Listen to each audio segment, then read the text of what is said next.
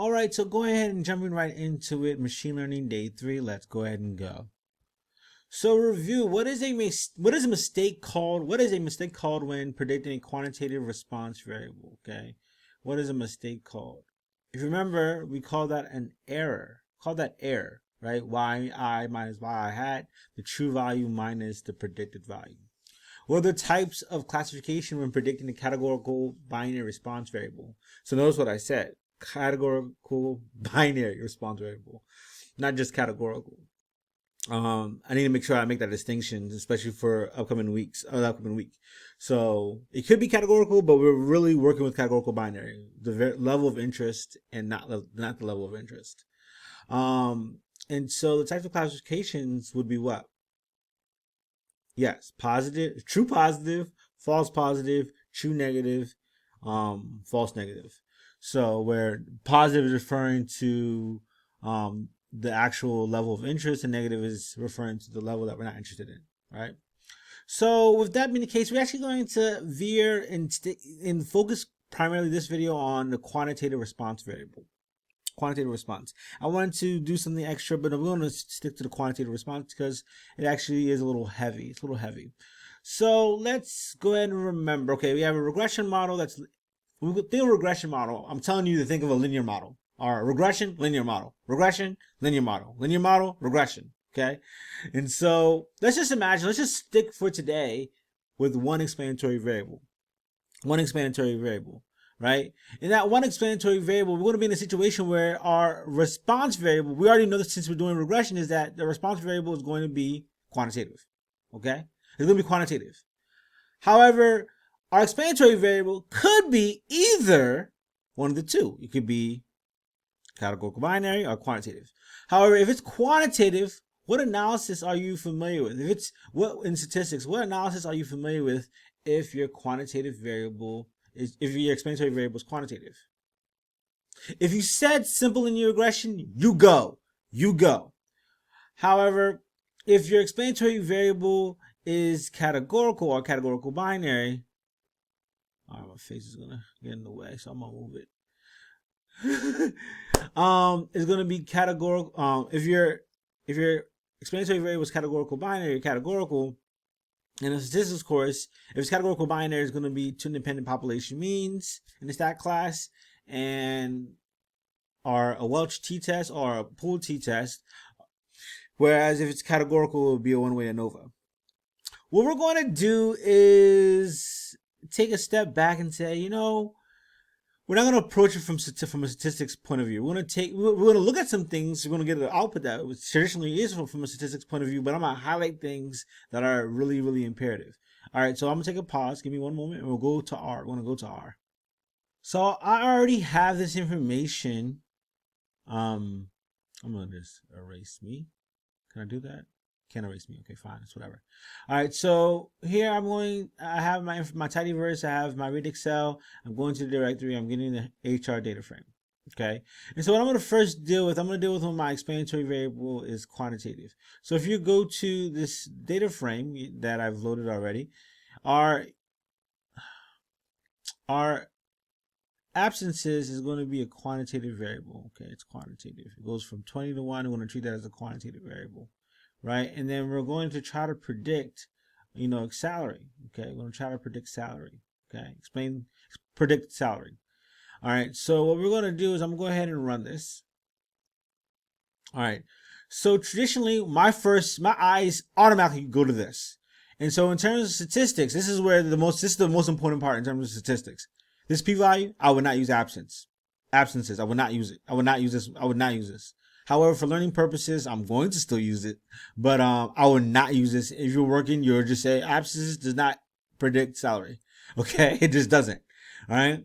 But what we can do is we can create, even if let's say it did explain variable. Say for example the p-value was small, right, extremely small. We can reject the null hypothesis that this value is not 0, right? What we're going to do is erase that for a second. I kind of still needed it, but it's fine. We're going to create the regression model. I'm going to run it again just so I can have the numbers right here. Okay, boom. And I'm going to create a regression line. I'm going to say, this is really nice, 65,000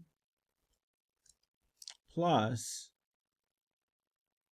354.1. I'm going to say times X, okay?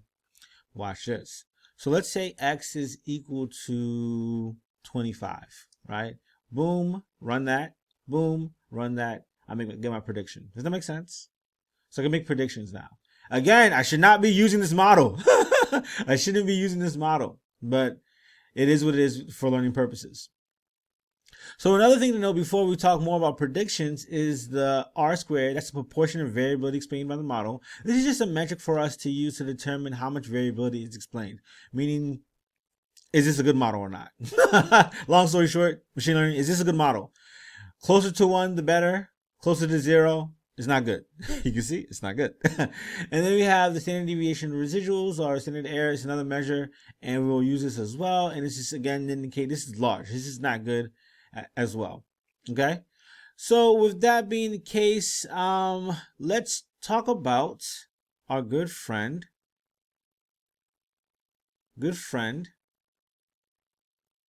Kyla. Kyla has 25 absences, okay? What would be her salary? All right, we actually already did that. Her salary would be 74,247.8, okay? And so when it comes to, in reality, it's $71,000 and 236. Wow, it's pretty good, close. What would be the error? You would subtract this value, this true value, from what we got here in terms of predicted. Does that make sense?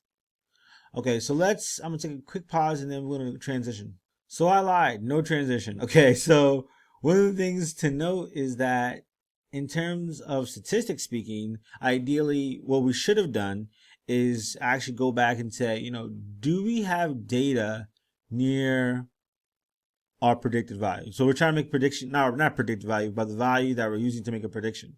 Do we have data where individuals actually have 25 absences? And if you were to go to R, and one of the ways of doing this, you could have visualized it. We'll talk about visualizations in data science next week. But you could visualize this, or you can go to the data frame and sort this. As you can see, it's not there. 25 is not there. And also, all you can do is summary. Or did I spell it wrong? Why isn't that showing up? Oh yeah, I spelled it wrong. Sorry about that. Or you can do a summary, right? And your max is 20. Therefore, you shouldn't make the prediction. Okay, this is not good. So I'm happy that I caught myself. We made that mistake. Hopefully, you learn by this. You learn by this actual issue. So do not make that prediction. Okay, do not you can't interpret that prediction because you don't have data near that value. That's great. Fantastic. Let's continue. So let's go down to the situation where our explanatory variable is now categorical. Performance score. So performance score, if I go here just so you can see it. Performance score, where is it?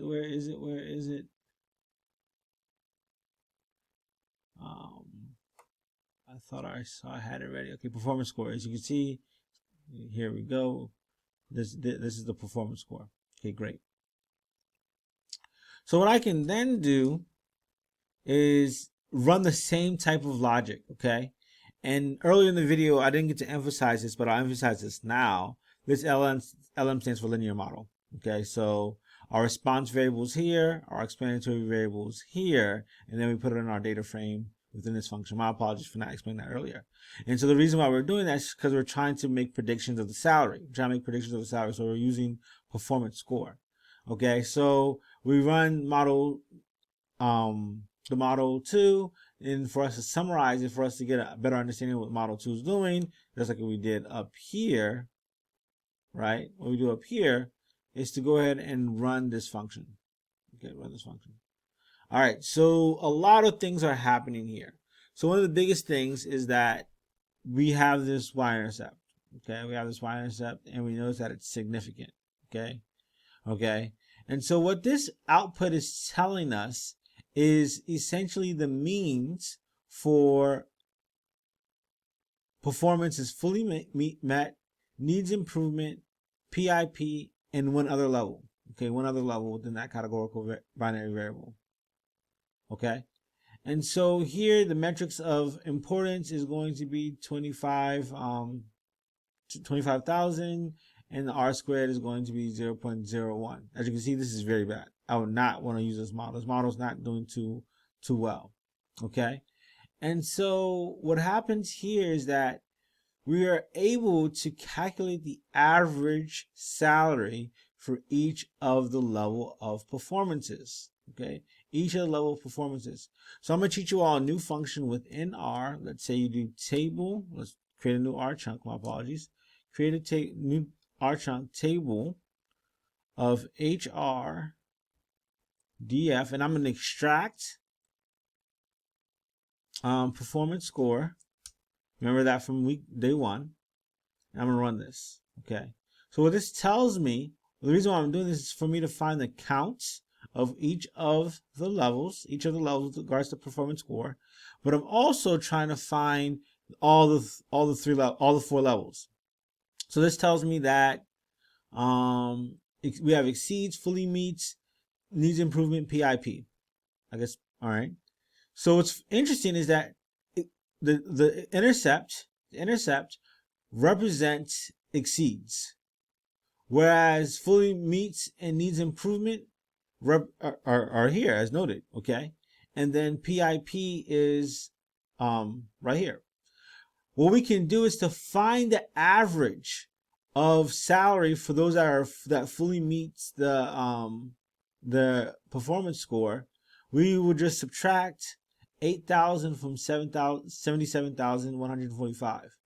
Same thing for finding the average for needs improvement in terms of salary. Same thing in terms of finding the average for for PIP. So I'm assuming PIP is bad. All right. So say for example you don't believe me. That's a lot that I just threw at you. I know that's a lot. Okay. Say you don't believe me. This code here, but this code here, what I'm doing is, if you watch the data science video, you understand what this pipe is doing. I'm going to group by performance score. And I'm going to find the sample size. I'm going to find the mean of that group, I'm going to find the standard deviation of that group according to salary. So I'm essentially going to find the means that I just told you to calculate, that I told you how to calculate. Okay. And then once I do that, you can verify my math. This works. So this fully meets is going to be 77,145 minus 8,778. Okay. So a lot is going on here, but the biggest thing is this question here. If Kyla is a data, no, my apologies, not a data architect. This is not the one I want to use. But if Kyla exceeds on her performance score, what that implies is that we would predict her score to her salary to be 77,144.86. So I'll say that again so it'll make it make sense. So if we know that Kyla exceeds on her performance score, we would predict that her actual score in terms of her actual salary is 77,144. All right, thank you.